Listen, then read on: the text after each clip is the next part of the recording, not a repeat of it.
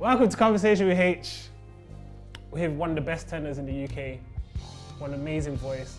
He not only has his single called Conqueror, go check that out now on Spotify Music and Apple Music, and wherever you stream, wherever you buy your music. He's also got Presence.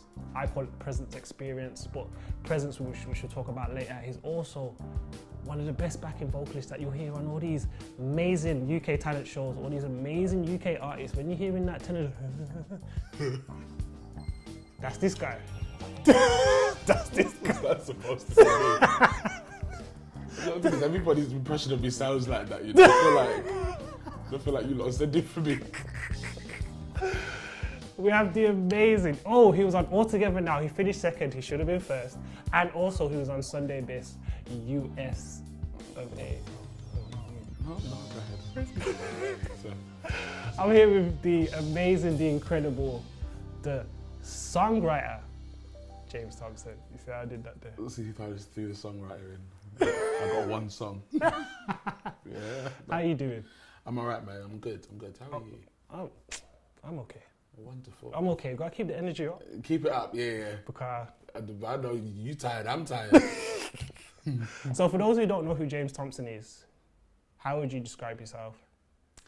Loud. Do you know what? I try my absolute best to enjoy life, and I feel like that's not answering the question. So I'm James, 24.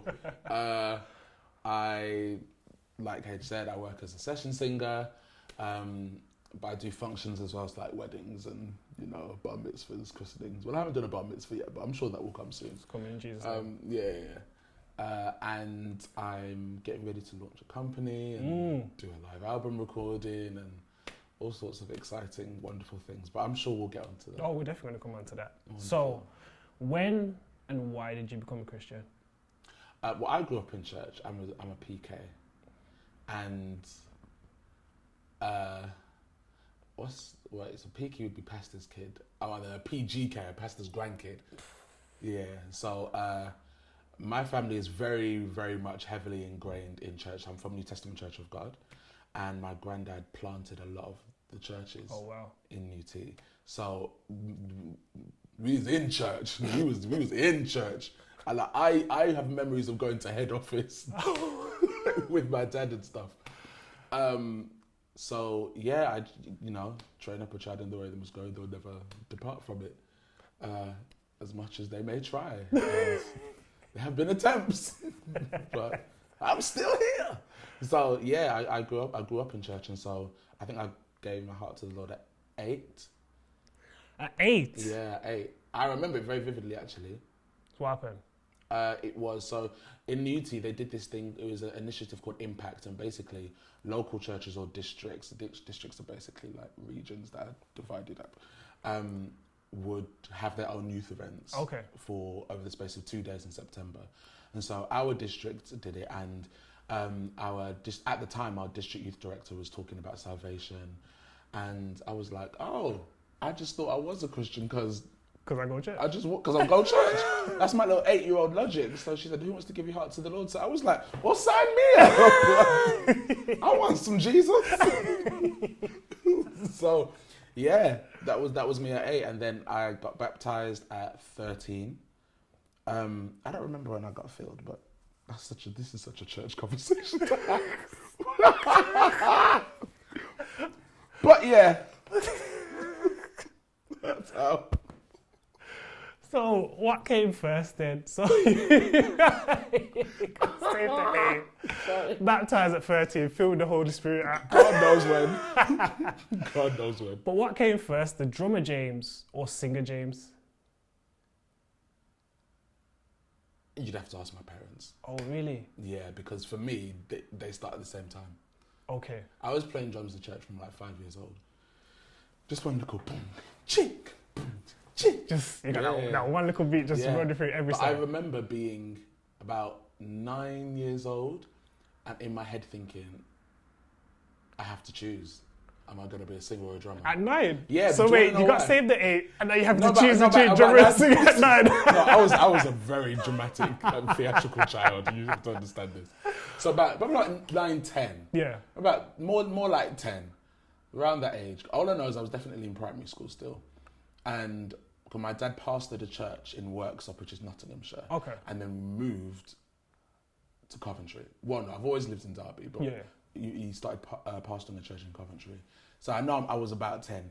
And I just remember thinking, because I used to play drums in church and sometimes I used to sing in church. Okay. But the drummer left, so then I was playing drums. And then at one point I was playing drums with a mic over, and I would play drums and sing alto on praise and worship. Anderson .Paak. That's what I used to do, because there weren't many musicians. Well, no, we were the only musicians. It was myself and the worship team was myself, my dad, and the youth director. So the youth director would lead, sing soprano. I would play drums, sing alto, and my dad would play keys and sing tenor.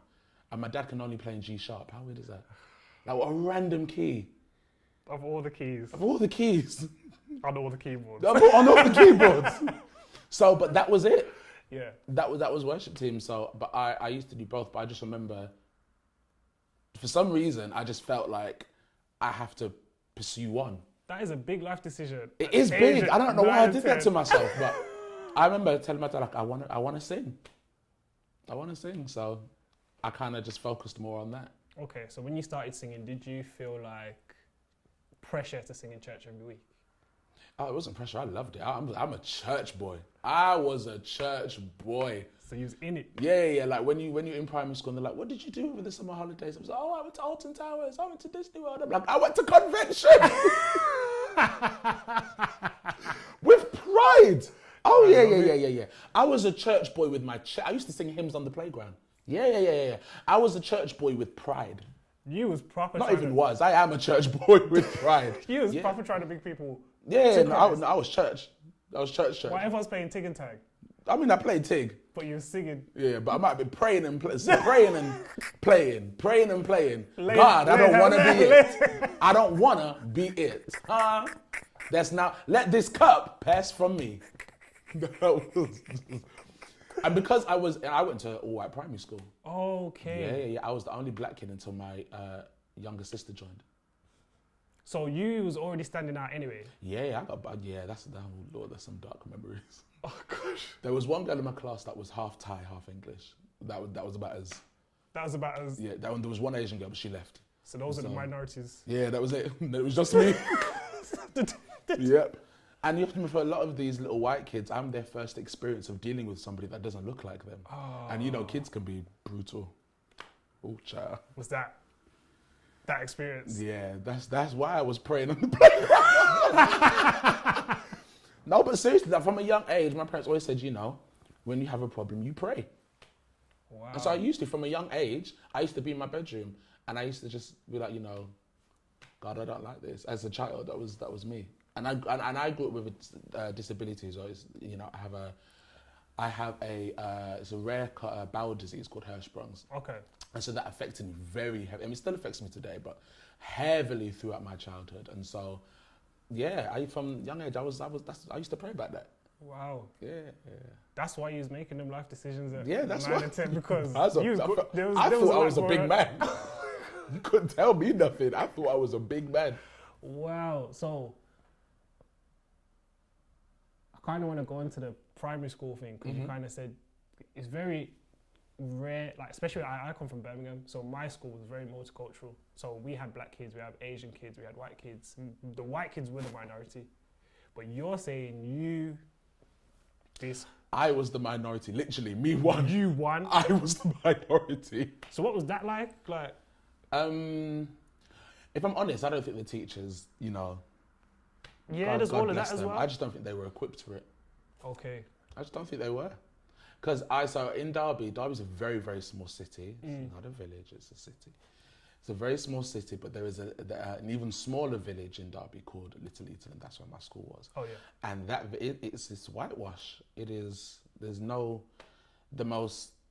I saw a Chinese shop that was there. There used to be Chinese takeaway. That's about as diverse as it got. And so it was all white people. So I don't think the teachers, when I used to get bullied and stuff, or they'd be like, "Oh, you look like poo," or "Oh, I don't want to play with you because you look like poo," it rhymes. Or spitting bars on me, James, You I'll know. try not to laugh. Please. Do you know what? I laugh at it now because at the time, obviously, for a while, I carried that with me for a while. Okay. Because eventually I became the bully. Wow. So I remember in a parent consultation, my dad came out and he was like, your teacher saying the kids are scared of you. And I was like, oh no, really? I was like, good. And one thing is I started acting out at school, but I remember my mum being like, well, when he was bullied, not a lot was done about it. And so now he's taking care of it himself. Obviously, I mean, I still got a beat when I got home. Yeah. Like, that was That was coming. That was coming. But, that had happened. There was incidents where my parents had to go to school because of comments that had been made towards me. Yeah, it was a big. That was it was interesting. a lot of life decisions. Interesting made, time. Yeah, it was a lot. I wouldn't change it though, if I'm being honest. Okay, because obviously that's made you to where you are now, 100%. essentially. That's why I'm like an old man now, like an old father. Because you've been through. now. Yeah, I've been through the life fire and the decisions. flood. I've been through the fire and the flood at 9 years old. So let's kind of. That's quite interesting because now you've moved forward into. You start singing more and more in church. You start then branching out into doing the backing vocalist and X, Y, and Z. Question: do you remember the first song that you ever sang in church by yourself? By myself. So you're leading, maybe not by yourself, but you leading.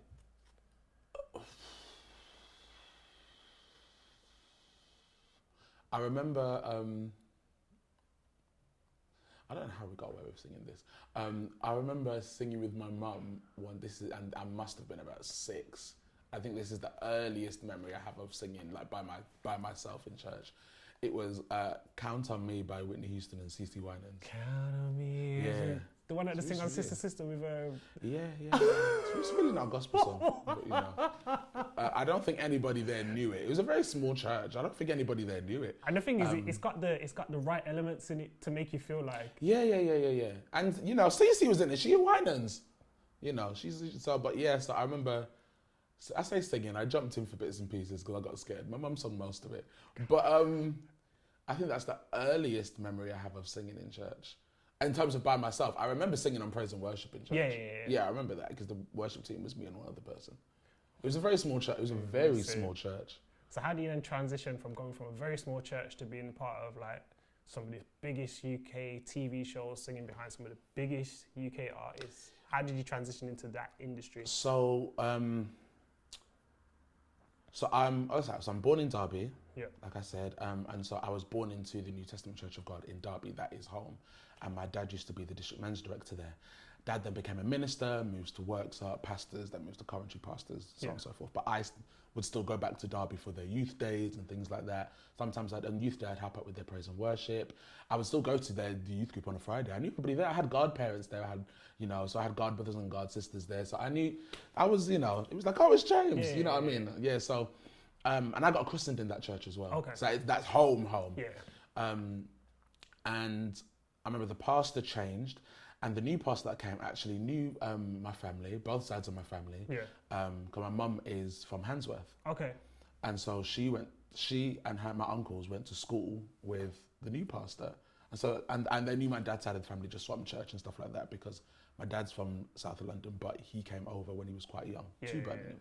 So yeah, in Handsworth as well. So this new pastor had started a choir in Spain called Living Water Gospel Choir. Yeah. And so when I was 17, I remember they asked me to go out there and sing. So I'm like, this is the biggest thing I've ever done now. I'm going to Madrid to sing in this big concert, and it was the Lion King Theatre in Madrid.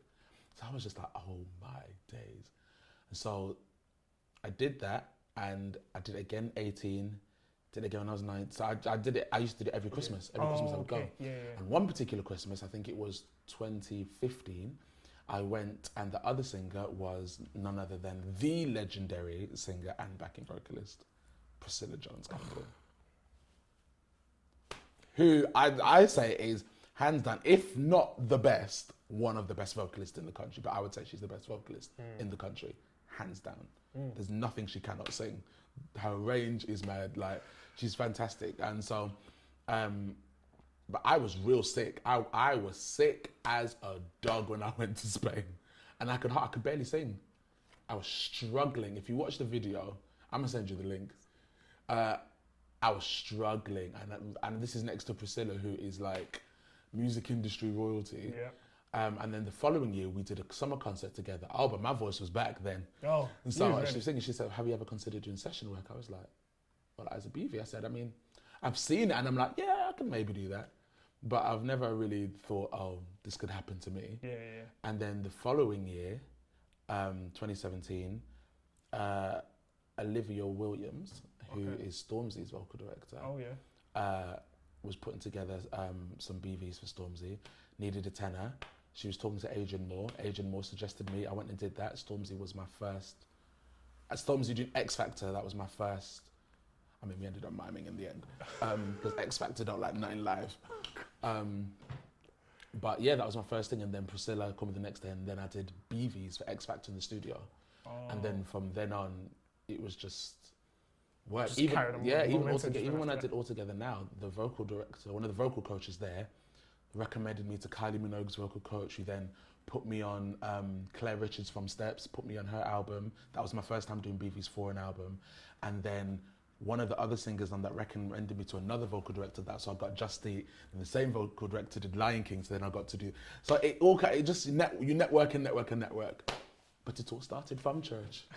So what's the biggest lesson you've learned since being in that industry? The biggest lesson I've learned? That's an excellent question. There's a lot, and I'm trying to pin one down in my head now. Or you can give us a few. Okay, one is feel the fear and do it. Oh yeah, that's because the thing is, everyone at some point is going to doubt their abilities. God knows I have. I did this just the other day. But if I hadn't have done All Together Now, or taking the jump to do some of these things, I wouldn't have been able to be part of such great projects and meet such great people. So feel the fear and do it is one. And I suppose another one branching off of that is, if they've called you for it, clearly they think you're good enough for it. And so you have to sometimes train yourself out of like, oh, I couldn't do this, or why would they call me? It's like, well, they called you, so clearly they think you can do it. You have to believe in yourself. You have to believe in yourself before anybody else does, and if nobody else does, you have to believe in yourself. Because I'm guessing in that kind of industry, there's a lot of people who are trying to do what you're doing. So is it a case of if you mess up, there's someone behind you just ready to take your spot like that, or is it a case of as long as your name's cool, you can get one bad day? I mean, it depends. I suppose it depends. Okay. I suppose it depends. It depends. It depends on who's leading the session, who's the director. That's case by case. But most situations, unless you're doing something absolutely crazy, you will get X'd off the gig. I mean, definitely don't turn up like 2 hours late to a session. Don't do that. That wasn't me. I would say that wasn't me. I think I've only been late to a session once. Okay. No, actually twice. Once was by 15 minutes and the other was by about 10, 15. Okay. So that wasn't really nothing.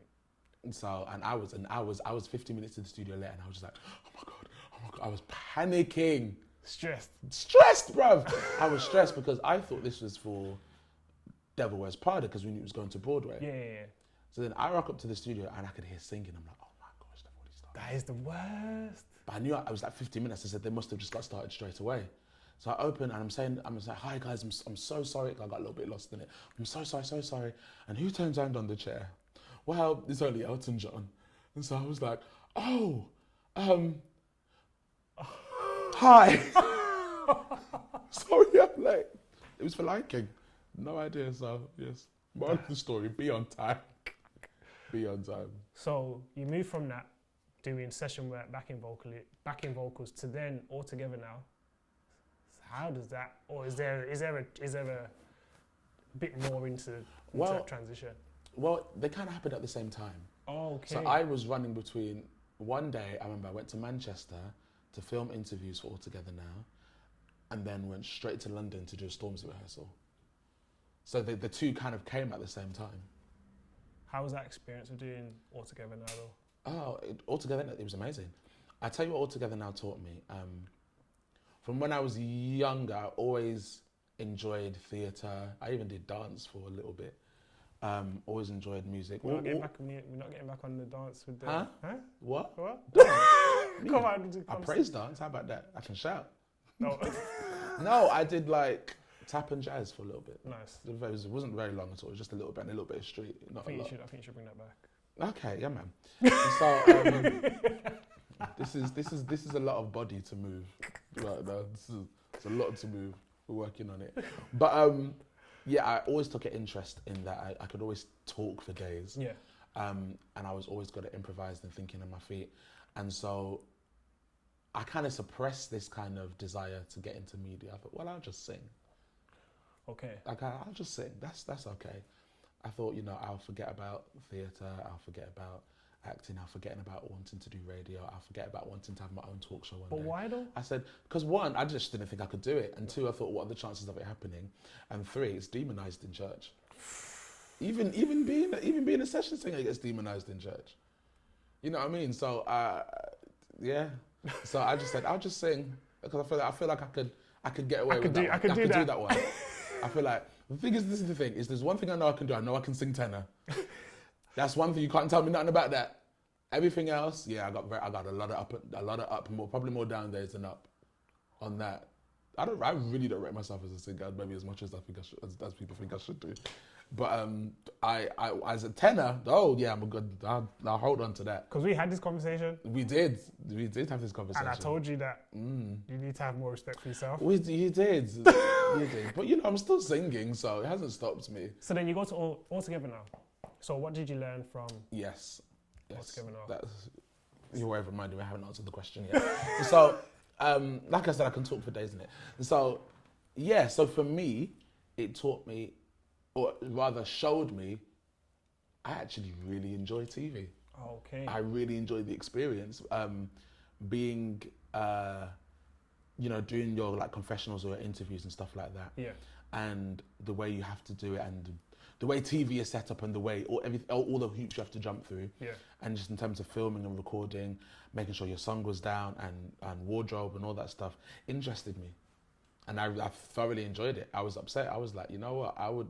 I understand now why, people might go for X Factor, or why people say, the experience itself was great. Yeah. It was amazing. It was amazing. Other than when they tried to do my hair, that wasn't great. But other than that, it was amazing. Yeah, I had to do it myself in the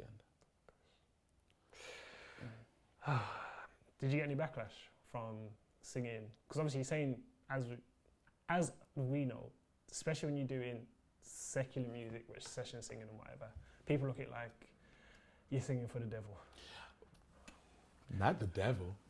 That's how some people they put it to so drastically, because they're just like, they look at you like with a little bit of what's going on here. I don't know, and maybe the reason why I didn't get backlash like that is because I was still very active in ministry. I was doing Presence. Remember, Presence and All Together Now was the same year. Why? The first Presence and All Together Now. Presence was August.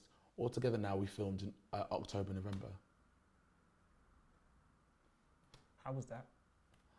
It was interesting. All Together Now came at a very interesting time. Like I said, I had just broken up with somebody who I thought I was going to marry. So it was hard. That was a hard experience. So that came. I remember praying. What people don't know, I haven't said this publicly yet. Yes, you get exclusive. Exclusive. People don't know. I actually had offers for 2 TV shows at the same time. As I had All Together Now, and I'm trying to remember. There was another show. It wasn't even a singing show. It was something to do with like history and like family and all that kind of stuff. And both were very appealing. And I said, okay, God, well, what are we going to do? Which one are we going for, if any? Wow. And I went for All Together Now. They actually asked me to be a judge. That I went to audition to be a judge. All the contestant positions were filled from weeks ago. So I went to audition to be a judge. I went, sung, and then the producers were just sat down the table. They were talking to each other, and then they went, "How would you feel about being a contestant?" And I was like, "Now the judge positions were paid. It wasn't amazing money, but it was paid nevertheless. And contestant position obviously wasn't paid, but you could win 50 grand." So the judge position is those 100 people that sit in the seats and then person starts then. That's what I was auditioning for. So I was like, yeah, sure. And I said, you know what? I said, yeah, let's go for it. And I always say, you know, when you make a decision, the Bible says we will know them by their fruits. And based on the results of the decision you make, we will know whether it was God that sent you. And I can say it was definitely a godsend. Mentally and emotionally, I needed all together now. I really did. Because I wasn't in a good place. Oh, wow. I was not in a good place at all at the time. There was a lot going on with uni. Obviously, I had just had the breakup. Me and friends were at odds. It was just like, there was just no peace. I was putting weight back on. I'd gone down the whole size. Yeah, there was a lot going on. And so I needed it at the time. But then also, it opened so many doors. Yeah. Just Eat, Lion King, all that stuff came through. All together now. That is crazy. But then, you go from that, and you do Sunday Best. You do Sunday Best. Yeah. So, let me tell you the story about when I watched Sunday Best. Oh God, yeah, go on.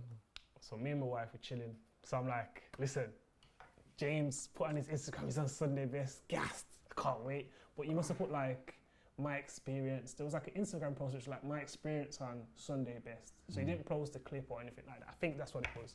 So I was like, it's coming on this Sunday, let's watch it. I sit down, I see you talking, I'm gassing up the TV, you know, like me and you as like face to face. Yes, James, come on, let's go. Then I'm like, this ain't the James. What? Yeah. What happened? Yeah. Because the thing is, I thought he started off nice. Okay, well, okay. And then, oh, child. What happened? Because he started off very nice. And I was like, because I watch it every year. What happened? The enemy came in like a flood. That's what happened. No. So first of all, talk about how you got on there. How I got on there. So I was scrolling on Facebook and I saw something about Sunday Best coming back. So I thought it was probably one of those petitions or some just random Facebook post. And then my cousin, Ryan Bruce, sent it to me. And I was like, oh, so this is actually happening. They're bringing Sunday Best back. I said, oh, that's nice. And it's coming to the UK. So I thought it was like a UK version, you know. So I looked into it a bit more. I was like, oh, no, it's like the Sunday Best like in America. So I was like, oh, that's nice. Scroll. Because in my head, I've already done All Together now. Yeah. And this time, X Factor had hit me up, Britain's Got Talent had hit me up, The Voice had hit me up. And I was like, nah, I'm all right. Okay. I just didn't want to be that guy that was on singing. All these different shows. I didn't want to be that guy. And no shade to anyone that wants to be. I just didn't want to be that guy.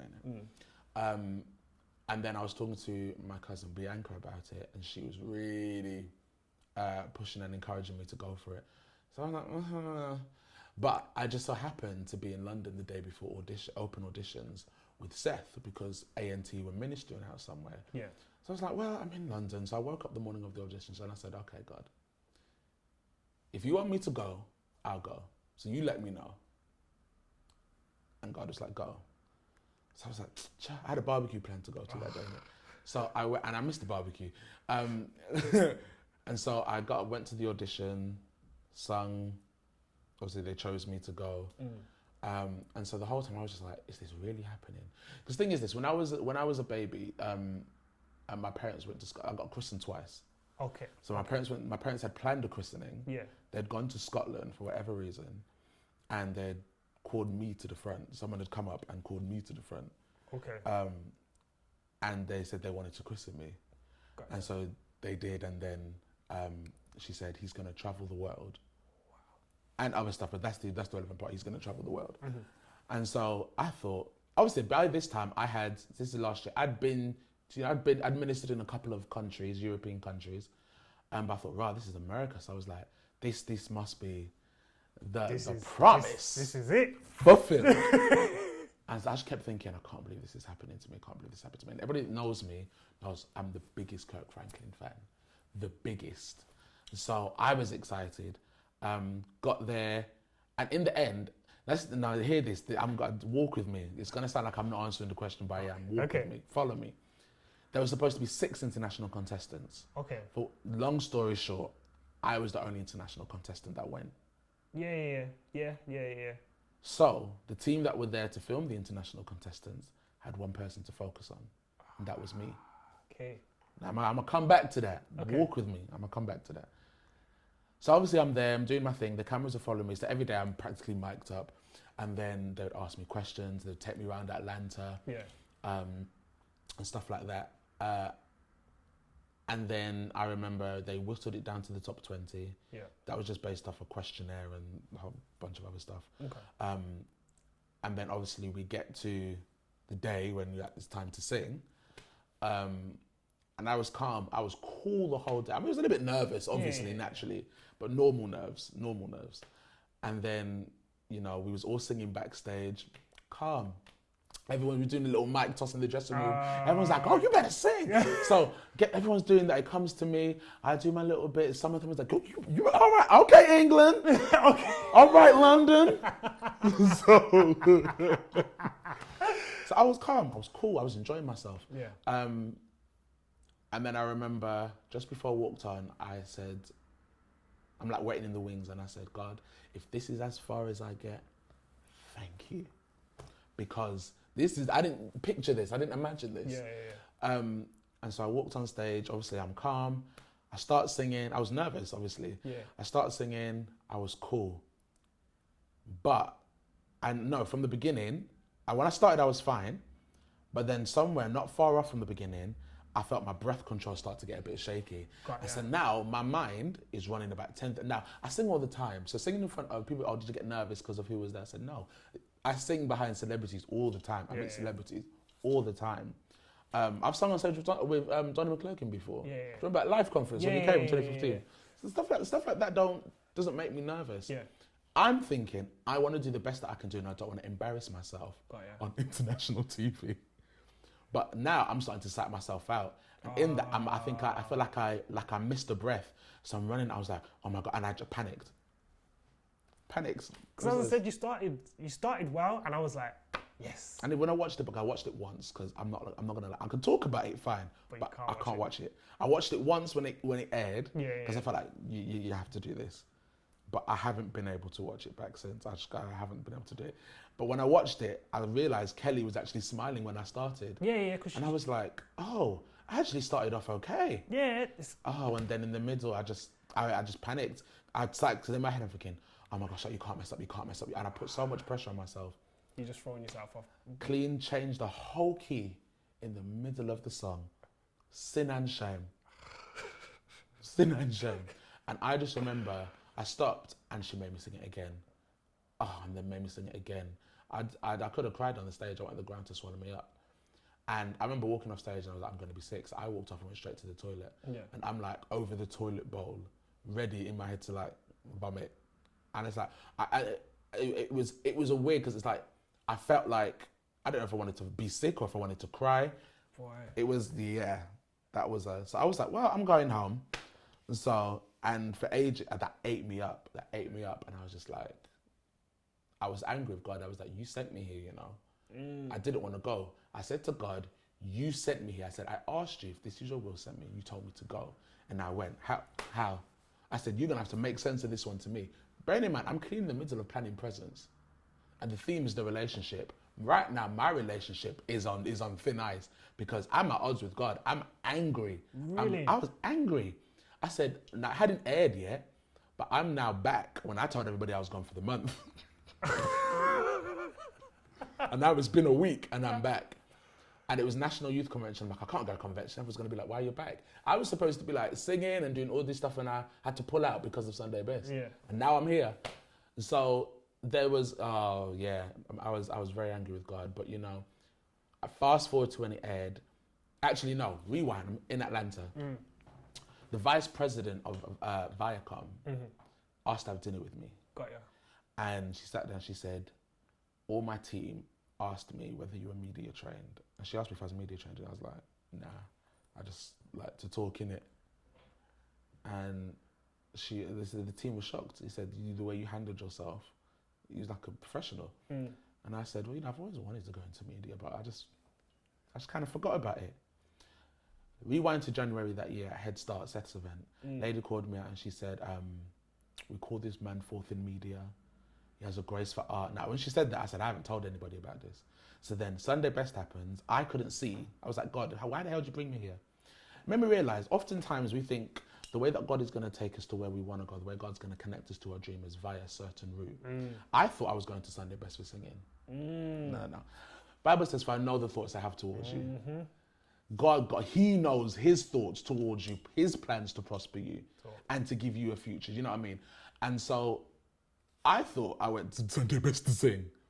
And God took me there for a whole nother reason, for me to realize something about myself and to expand my hopes and to reopen my dreams again. But not only that, altogether now showed me that I enjoy TV. Sunday Best showed me that I can do it. So I was like, okay, God, I see you. I see what you was doing. Fair enough. But you know what's crazy as well is that you said to God before you went out, if this is how far you're going to take me. Thank you. And then after you finished, you was vexed. Yeah. You know what it was? I wasn't upset that I went home. I was upset that I didn't give my best. Okay. That's what I was upset. Oh, no, I was ready to go home. I heard, you know, I have no reason to fit the lead on that. Yeah, she was a contestant. Yeah. Tiffany Andrews. Yeah, I watched. Fam, I was like, and another guy, Josh Copeland, he BV's Charles Butler. Fam, and half of these guys had been signed, had record deals. And the thing is, with Malvin as well, with Malvin Christian. And then you've got Melvin, his dad. who's royalty. Yeah, so it was like, yeah. And they were all amazing. So I was just like, well, you know, I'm going home, but that's okay. I got this far. But at least I just wanted to be able to say, I did my best. And it hurts me not being able to say that. So, but you know, God knew what he was doing. Yeah. So how important was it to surround yourself with the right people at that time? Oh my Lord. Because now you told people, I'm gone. All I say is the real one stood up. I can't lie. Really? Yeah, the real one stood up, man. Really had my back. I remember when I landed, I had told Seth what had happened. I remember I landed and Seth was like, just come to my house. And we didn't have no long, in-depth lecture. We didn't, you know, pray on talking tongues. He just sat with me. And we ordered food and watched TV. Wow. And that's what I needed. Yeah. And then eventually we spoke about it. You know, I shouldn't start naming names now because that's going to get sticky. But no, those people. No, they know who they are. There was Amari, Auntie Annie. I'm going to do it. Amari, Auntie Annie, Olivia Williams. There was Isaiah, my sisters, my parents, my pastor and first lady, to name a few. That's how you get. That's how I'm going to do it. Nah, yeah. Because they were there, man. They were there. And it was hard, man, because all this time I'm thinking, God, this is going to air. And then when it aired in America, oh my Lord, Twitter sent for me. Oh. I felt like I upset them, boy. Yeah, I understand why celebrities don't read tweets now. Yeah, I get it. Oh my gosh, them tweets had me in my feelings. Because you come from all the way from the UK. Oh my gosh, fam. And I felt like I had let UK gospel down. Got ya. I was like, I've come all this way, big stage, representing UK gospel, and I flopped like this. Everyone's going to be like, they should have sent Becca, they should have sent Jason, they should have sent Isaiah, they should have sent Israel. That's always running through my head. But you put a lot of pressure on yourself. I did. Even when you was talking in the, I don't know what it's called, but you was talking beforehand, and you were just saying, I'm trying to come from the UK to be that link between UK and US. 100%. And I said, that is a lot of pressure. It was. On your young head. I mean, I meant it, but it was a lot of pressure. Yeah, 100%.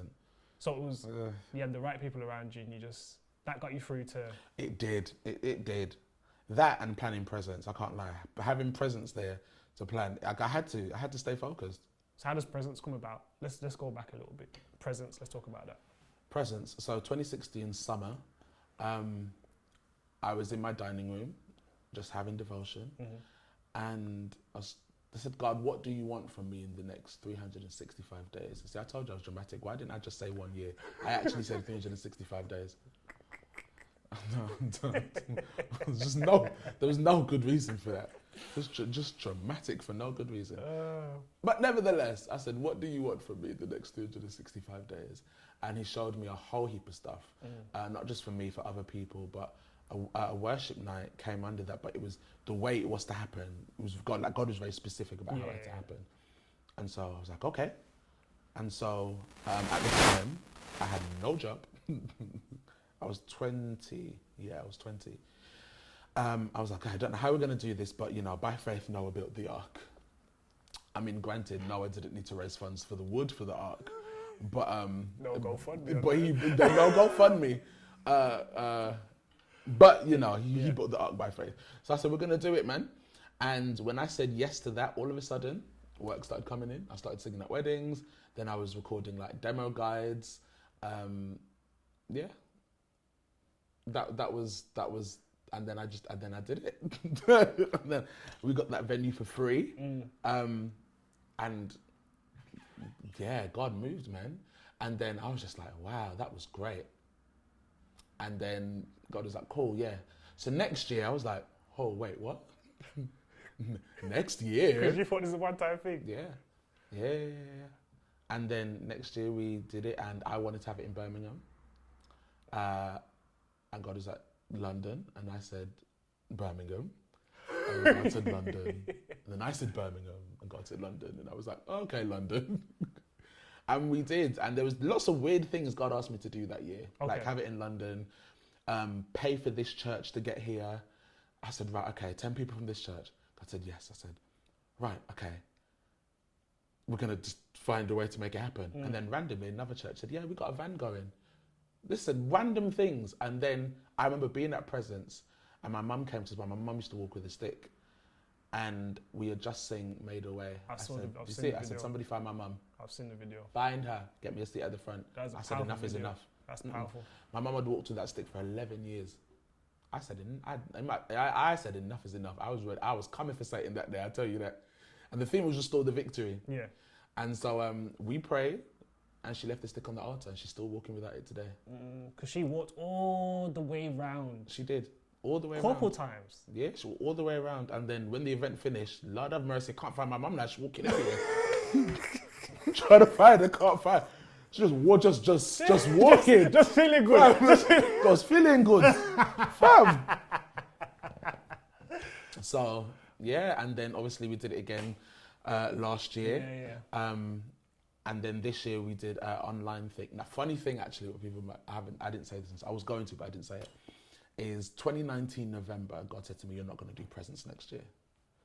And I said, yeah, that's fine by me. Presence costs a lot of money to do. I said, that's fine, couple grand in my pocket. Presence, it's a lot to plan, so I was happy. And so, yes, in my head, I said, calm, no Presence next year. Yeah. Beginning of the year in January, we partnered with Seth to do online prayer at 5 a.m. and 5 p.m. for a week.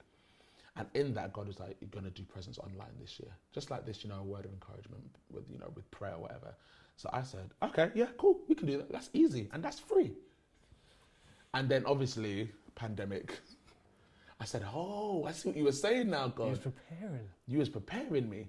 And so, yeah, and then obviously we did that this year. And then next year is the 5th event already, 5th anniversary. So you're planning that now? Yeah, so that's a lot, because that's going to be a 4-day kind of experience. Is this exclusive? Do you know what? I've been looking for a word, and I feel like experience is it, because I didn't want to call it conference, I didn't want to call it festival, but experience works. Bruv, flesh and blood didn't reveal that to you. Experience works. So yeah, Presence is 5th anniversary, but the vision's bigger than that now, so I'm launching my company called Kinected. That's Kinected. James, spell the thing. Let's start again. No. So Let's start again. So next year I'm launching my company Kinected. Okay. Yes. And that is spelled Kinectd. Okay. No. Kinected. There we go. Okay. And it's a mixture of kinesthetic and connected. Kinesthetic being like hands-on learning, and connected, obviously joining together, with the idea that if we are to reach people, if we are to bring people into the kingdom, we have to be hands-on to connect with them. Connected. That's good, that is. It's kind of smart. I like innit? it, I like it. I got it. Listen, I got it just before Valentine's Day. I said, "Thank you, Jesus. That's my little Valentine's Day gift to me." And so, under that, there'll be outreach. There will be online content, which I'm trying to make like a Christian BuzzFeed. Nice. But then I have ideas that aren't necessarily, in the beginning was the word. Some of them are just funny. Some of them are stuff that makes you think. Some of it is stuff that will make you laugh or cry. Like songs and stories. Well, we're gonna leave songs and stories. Songs and stories. Oh, we're gonna talk about songs. I'll come back to it. Circle back around to it. So all of that stuff. New events.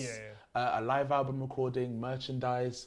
An agency for young singers and musicians who want to go into schools and do work with kids that are, maybe gifted in creative arts and don't really know a way in. Nice. So to name a few things that are going to come under that. This is a company that's going to have little different businesses. A lot of branches. No, it's got branches. It's a big tree, lots of branches.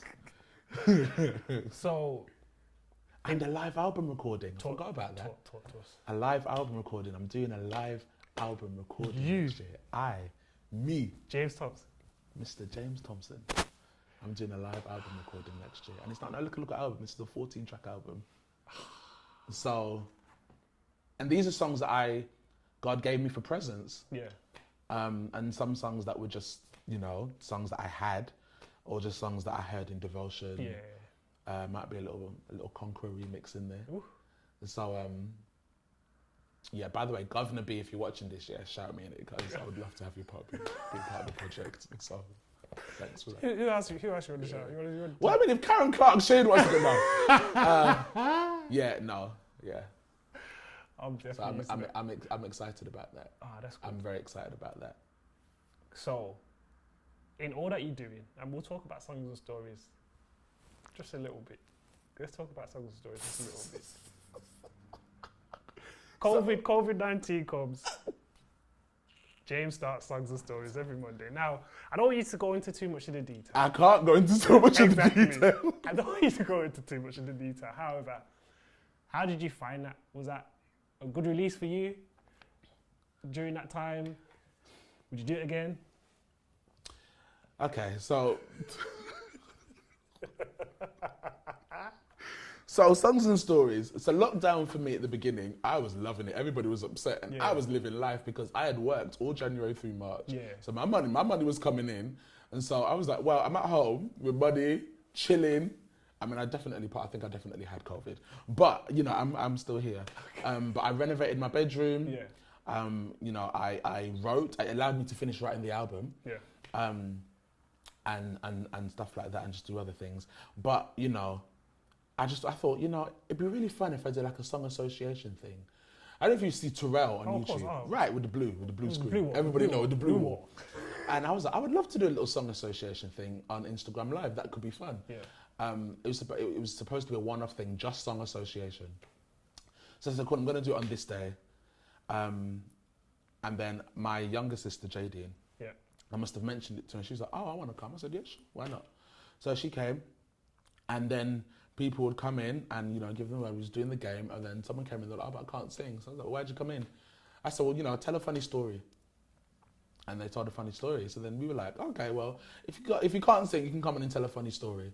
And then afterwards, people were like, oh, we really enjoyed this. You should do this again next week. And I was like, really? I was like, bearing in mind, there was like 12 people on here. So like 13, 14 people on there. Yeah. So I was like, okay. Yeah, sure. I'll come back next Monday and do it. Why not? And so I did it just me the following Monday.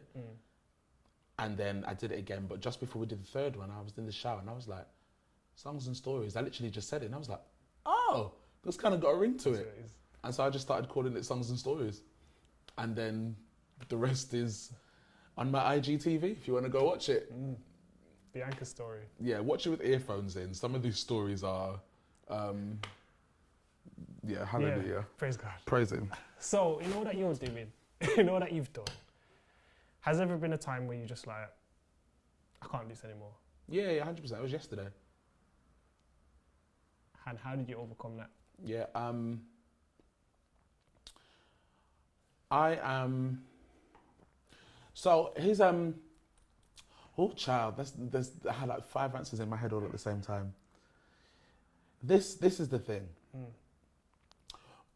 Everybody goes through situations, problems, circumstances, but how many times do we talk about looking back, but how many times do you actually look back and be like, rah, like, I actually came through this.